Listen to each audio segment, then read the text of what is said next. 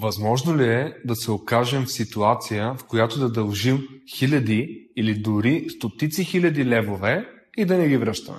Възможно е и още как. Не всеки получава положително наследство. Има хора, които получават недвижими имоти, коли или друг вид материални облаги. Както и има такива, които наследяват само дългове.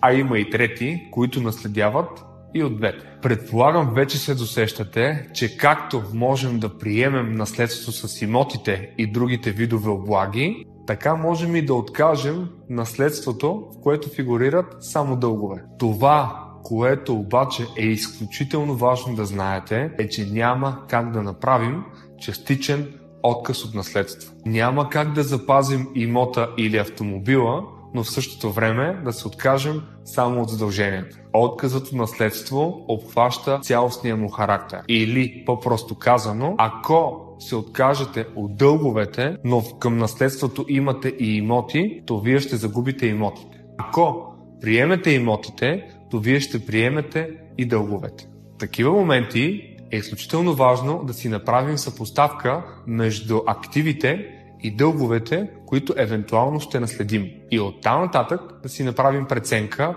дали ще е по-добре да приемем наследството или да го откажем. При всички случаи, ако усещате, че не сте вещо лице в областта, потърсете експерт, който да ви съдейства по правилния начин. Желая ви успех!